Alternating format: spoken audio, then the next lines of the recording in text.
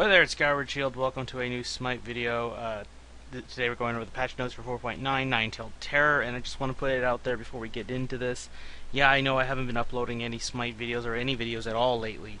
And I've even after finishing finals, I've just been playing Persona 5, which the game's eating away at my time. But even so, Smite itself has been a bit of a problem with me because for some reason it likes to overheat my computer and crash in the middle of a match. Now, I've done all that I can. I'm trying to see if there's anything. I might try again, but for some reason, even though I can play, if I play this game, Smite doesn't demand too much out of the PC, but it still overheats it. But I can go play Overwatch, which demands a lot more in terms of graphical power out of the game, out of my PC, and yet it runs just fine. But I don't know what I don't know what I can do to fix that. Some say, oh, it might be the fan, but even so, if that were the case, I couldn't even play a whole match of Overwatch, which Overwatch is a lot shorter for each match compared to Smite, which Smite matches can go well beyond half an hour, and even in some cases, even at an hour. So you see where I'm getting at. So we'll see if I can fix it. If not, I may have to hang up the cleats for this game because I can't make videos for a game I'm not able to play for the channel. So yeah. Anyway, let's dive in. Let's dive into the newest goddess, Chang'e. You know, the nine-tailed fox that is inspired in a lot of ways. You've heard of the nine-tailed fox, no doubt. If you've ever watched the show or read the manga Naruto, or if you played the Smite's rival, if you want to call it that, League of Legends, you might know that girl. What's her name? Ari? I don't know how you pronounce it. Just yeah, you know the girl. You know who I'm talking about. They're all based on her, but let me tell you, I thought like if you watch Naruto and you thought the fox was kind of an asshole in that show, Chang'e takes the cake. Chang'e is crazy. She was crazy when reading up upon her lore. Like, here's a fun fact. She once cut open a pregnant woman to see the baby inside just because she wanted to see how a baby looked in there. While the woman was alive, of course. Well, not that her being dead was any better, but, you know, she lived through that. Probably died for it, too. All for this girl's amusement and curiosity. Anyway, let's get into it. Let's start with the passive. Torture Blades. I'm going to be honest, just a bit of a preface. This girl feels like, I first thought it was going to be original, but honestly she feels like a culmination of a bunch of gods, which I think you'll see as we read these. These might sound a little familiar. Passive, Torture Blades. Chang'e's sharp claws causes her enemies to bleed when struck by her basic attacks. Bleed damage causes the enemy to take damage every 1 second every 2 I don't know, that's supposed to be 1 second, 2 seconds, but whatever, and can stack any number of times on the same target. If that doesn't sound familiar, that's passive. I think the only difference is this can stack infinitely, unlike Bastet, where they're all based on her ability, so she is a bit more of an attack-based one. But anyway, let's move on, because that sounds familiar. Horrible Burns. Chang'e heats up her claws, causing her next successful hit basic attack to burn the target, dealing bonus instant damage at damaging second every 1 for 3 seconds. I feel like I'm pretty sure there's another skill. Of course, the name, it's escaping me. An ability where it powers up your next basic. I'm pretty sure we've all heard that somewhere. Honestly, it sounds like an ADC steroid buff for like one of their, like say for example Rom, where his arrows get stronger, his attack speed goes slightly up, and they have a slow. Anyway, 1,000 cuts is her second ability. Chang'e lashes out with her claws at nearby enemies, executing 4 strikes over 2 seconds that hit all enemies in range. These hits apply the bleed from Torture Blades. While this ability is channeling, Chang'e gains increased movement speed, immunity to slows, and her tails mitigate damage dealt by her enemies who are behind her. So if you want to actually do better damage to her, you have to hit her from the front, which there's a problem with that. I'm not sure if there's I feel like there's a loophole, but it's going to obviously be hard to do considering you got to hit her from the side. But we'll see. Next up, Spirit Link. Chang'e selects a single allied or enemy target, or teleports to their location. Upon arriving to the target, she lashes out with her claws, dealing damage and applying the bleed from Torture Blades to all enemies around her. So it's an escape, but it's very hard to do in a 1v1 because it's practically useless if you want to get out. So if you're in a 1v1, I don't think this goddess is good for duel. I mean, if you're attacking and you have the initiative on the enemy, this ability is going to make it worse on them if they're trying to escape. But if you're trying to escape, there's nothing to escape to. You need an ally to be nearby. So that's where this ability is interesting. It's an escape technically. It's also a way to initiate. Some benefit I can see is if say your guardian is being attacked, is blocking some damage, mitigating as much as they can, you could teleport to them or really to the enemy and just surprise them with your ability, like with this ability. Of course, assuming the rest of the team pulls in as well. You could really fuck over some people. It's like, oh, you're at a distance, I have time to take this guy out and then focus on all of you.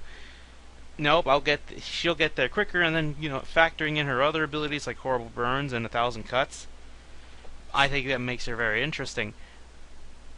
And now, that's probably the most interesting ability in this whole kick, is it's this one that really takes the cake for I feel like they weren't as original as I thought.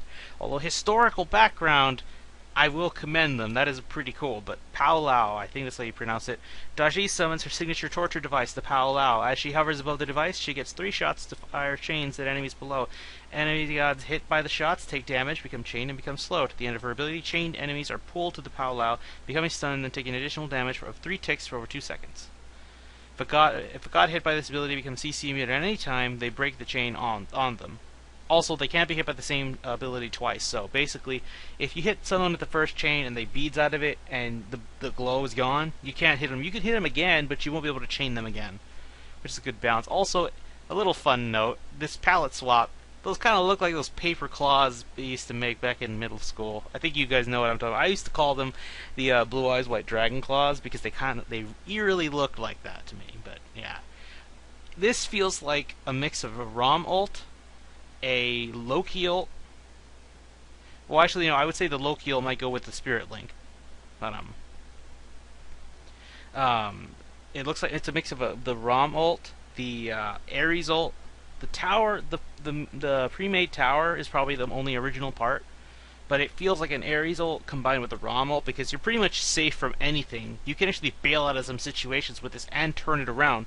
Like if somebody's using an ult that requires a charge, you can get out of the way, you can avoid it, and you basically turn it on them because as soon as their ult's done, you can do it. You have enough time. I would say you have about as much time as Rom's ult, except whenever Rom fires a shot, he gets a bit of his time back. So if you're really clever, you can actually stay up in the air to avoid a lot of situations or wait for your cooldown for, say, your 3 to come back or whatever. Still, it's not the worst ability. I think this could be interesting. I think this is good to not use from the start. I think it's good if you use it to counter ult somebody else. Because basically, if they waste their ult, they don't have something to get away from you, and bam. The skins for this one, I feel like there's one that's obviously a similar theme, way too soon for another one, than Nebula Medusa, and then Stone Sentinel Camisards, and Shinobu Kuzumbo, actual Ninja Turtle. Funny that they referenced the Ninja Turtles in the last patch, and then actually show one off today. Kuzumbo getting a lot of love. This is the only ones with voice packs, so I'll just play them all at once. We are stone by day and warriors by night. That is the way of the gargoyle. Your planet will be swallowed whole. Killing the wrong target happens. The Stone Sentinel Camisards, I think, is probably one of my favorite skins in this whole patch because I think the voice is really good. If you watch that show Gargoyles, I think it aired in the 90s, you probably might actually have a bit of a nostalgic trip out of this. The skin looks really good. Which, I mean, the Nebula theme, the space themes have been cool, but I feel like it's too soon for her. Like she showed up a bit, she just showed up right after Soul, so it's like you're taking away the Soul's limelight. But yeah. Anyway, after that we have the tier 2 for Jingwei. It looks really good. I love the blue color theme on her, and the tiara is a really nice touch. So good on them. And then Ganesh gets his mastery skins, which is good on him. Only new emote is the Camisards dance that isn't standard with the new god. I haven't seen that one though. Miscellaneous, players can no longer vote to unpause during a ranked pause until 3 seconds have passed. That's actually pretty... I would have changed it to 10 seconds personally. Actually, no. I would have changed it to 5 seconds, actually. 5 seconds makes more sense. But you know what? It's a start. I'm okay with that. Because sometimes people just pause and then unpause to kind of burn through it. But yeah, anyway, item fixes, bug fixes, Stone of Binding, fixed many banishes and slows not causing the passive to be applied. Runeforged Hammer, fixed many slows not causing the passive to be applied.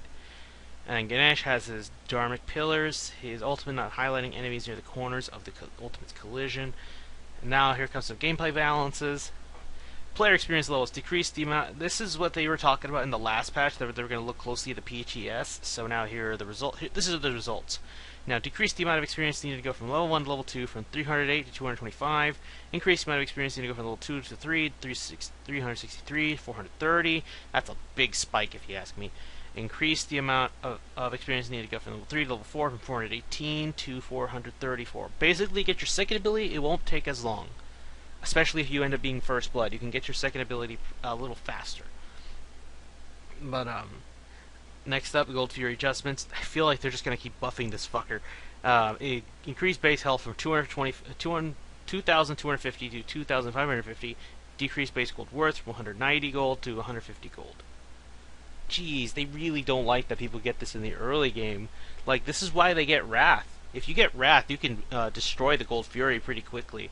I get why they're doing it, but unless everybody in the SPL picked up Wrath, which I don't think they do, I think they just go straight up for, you know, support gets the med, solo gets the teleport, and then you get Sanctuary on the mage, Sanctuary on the, and then Sanctuary on everybody else. Maybe Beads if they were a heavily marked CC team, but one of them is going to get Sanctuary if they feel they can get out of it.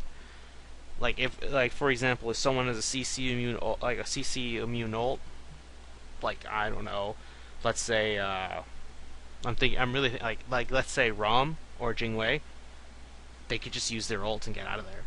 But they're going to typically go for Beads, or Sanctuary, I should say. And lastly, Portal Demon, decreased gold demon by 150 to just 100, so it's not good. Normally people do this to secure it and just get back to base and come to mid really quickly, but I can see why some people get the gold. I just think that gold drop is a bit too much. That is a 33% drop from the original. That's a bit devastating. I would have been fine with just 125, but whatever. And of course, Mark of the Vanguard getting nerfed once again. What else is new? I'm surprised that people still pick this thing up. I kind of thought it was kind of lame afterwards. Like, unless they're a mostly physical, like a 4 physical team, I don't see why you pick it up. But reduced flat damage reduction from 5 to 4. Chronos Pendant getting a buff. Now this is going to be interesting, considering a nerf that finally happened to one of my favorite goddesses. I will explain my opinion on it later. Well, about it for mages later. I will say just right now, I do like the buff because 60 power just wasn't a lot. Some people like to. There were few people, usually the noobs, who would like to rush Chronos Pendant, but the better players typically never rushed it, or they might have built it 5th or 6th, if not at all. They might have just said, fuck it, I'm going to get something else with that has cooldown, for example, a Spear of Desolation, and just get a Relative Hootie that's going to have to do for my MP5 or something. So, yeah, I like the buff. I'm glad. In fact, I think it's higher. I think it was at 75 in Season 3, so this is interesting. Considering it's called a luxury pick, I don't think it's going to be a luxury after this. I think it's going to become necessary again. Anyway, Emerald Mail, increased health from 200 to 50, so just 50 points, 50 HP more, while Gauntlet of Thieves is losing 50 HP more, saying it's too OP. I don't think it's that OP, but I guess they just want people to get Sovereignty and Mystic and Heartward Amulet first, which, to be honest, I don't really want to pick up Heartward Amulet. I'd rather get a Bulwark of Hope as a Guardian. It's a lot more expensive, but considering we have that mask, I think I can get away with it. Stone of Fall has a gold decrease. Now it's 2,700, 100 gold less. Now in case you haven't seen, there's this theme of buffing those tier 2 items. So 1,000-fold blade. I thought it was kind of. I like the weapon. I love the sword tree, the katana tree. I guess that's what you want to call it. I do love the katana tree, but yeah, the way to get there, it's kind of cheap from 1 to 2, or from just getting the first one and the second one. But just getting that last item, unless you're getting Heartseeker, it's expensive. Like Stone Cutting Sword, it's a lot better than how it used to be. It used to be much more expensive, but still, it's a long wait. But getting a little bit more power is good. Especially this is gonna be good for like my Nemesis build. So yeah, that's good. That's good shit. Shifter Shield, Now this is interesting. It's getting a bit of a like the guaranteed protections are getting nerfed, but the what I call the emergency protections or the emergency power are really coming along or for this. Like so, reduced power. I will get this out of the way. Reduced power, power, physical and magical protections are all dropped by 5. However, the passive bonus physical power it went up by 15, so 20 to 35, and then the passive bonus protections went up from 20 to 35. I think this is interesting. This is pretty good. And now we get to god changes. Chronos getting nerfed out of the gate. Shifter of Seasons decreased physical power scaling on summer heat from 20% to 10%. This is pretty good. I still would like to see other things get changed. Bramble Blast increased cooldown from 13 seconds to 15 seconds, which is also okay. I'm fine with that. But then, as you can see, they finally nerfed her. To me, here's the thing. If you show up at the SPL and you're not like a Thor, you're not the standard god. The one who is like, really the only way they're good is if the owner is really good. Like, for example, Thor and Ra, they won't mess with them. They won't mess with those two. I like, in terms of nerfs, they really won't. Because typically, the player is the one that makes them look so overpowered, because I love Ra, but I think most people will agree he is not the best mage. In SPL, they'll tell you no, the best mage is whoever plays that mage, whatever the mage players choose to play. Now there are some situations where stats are so incredibly good, like Raijin back in Season 3, it's like, oh, they had to pick him up, because he was so good until they nerfed him to the ground. Chang'e I would say was really good, but however, she didn't do well in the SPL. If you saw the spring split, that whole debacle where, oh yeah, you guys are gonna get your chests or skins on the Odyssey, and only like 50 people out of the tens of thousands actually got it. She did okay. She didn't win really any of her matches that she was in, but she died. She didn't get many kills. She was primarily playing jungle, which I think was kind of dumb. Like, I love playing Chang'e. Chang'e jungle as a joke would be fun, but the way they were building, it's just like a very mobile healer. That's all.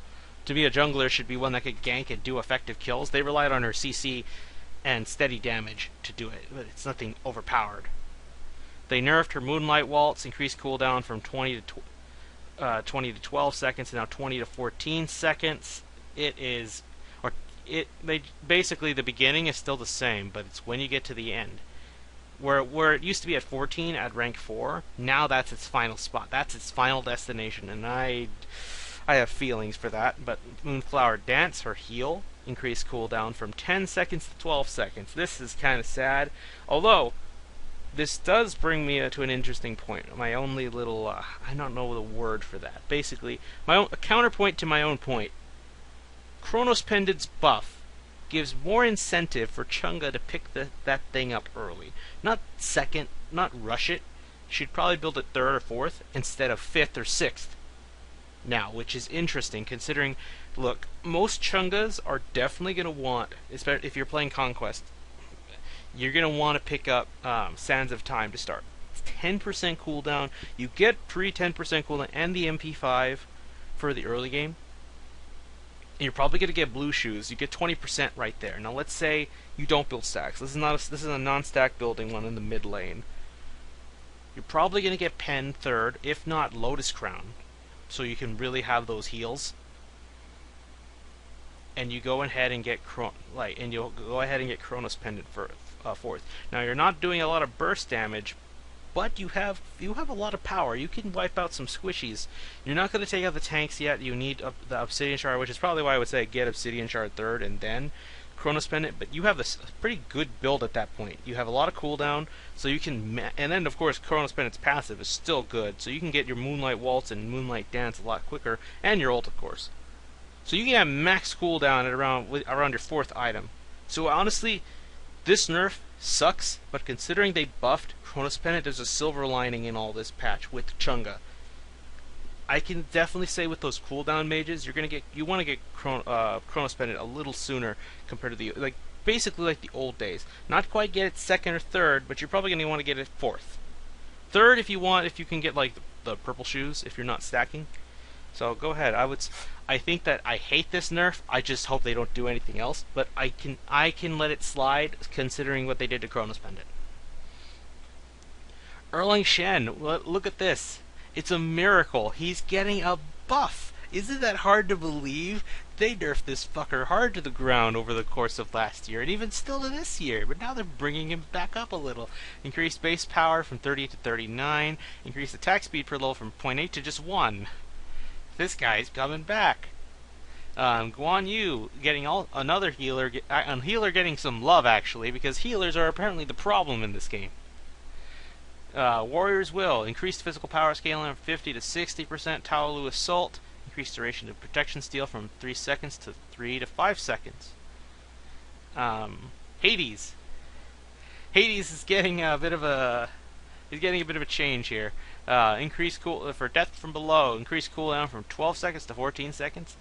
Shroud of Darkness, decreased cooldown from 15 to 11 seconds to now 14 to 10 seconds. Devourer's Souls, decreased magical power scaling from the detonate heal on 15% to 10%. It's getting some things changed for the better and some for the worse. I can understand why. Odin. Odin's getting a buff. Isn't that surprising? Because remember, unlike other warriors, Odin has only the early game. If he doesn't get kills in the early game and gets really ahead, that's all he's got. I mean, the cage is always important, but aside from that, he doesn't have much. So Gungnir's Might getting this change is really nice for him. Look at this power spike. 35 to 95 to now 45 to 125. That is really good. And if you're hit by both swings, the second swing will now also slow. I thought it always did. It felt like it did to me, but now that we have this clarification, I'm okay with that. Now, that's not saying I like to fight Odin, but when I do play Odin in like Arena or something, it's pretty good. This is pretty good. It's good stuff. Susanoo. Susanoo's Typhoon is all that's changed here. Reduced Typhoon's vortex length from 115 to 88. Reduced the movement speed penalty of targets affected by Typhoon from 40% to 10%. Both these changes allow players to move faster and help them escape quicker from the pull of the Typhoon. Anyway, that's gonna do it for this patch notes. I have a phone call, so yeah, I will see you guys in another video.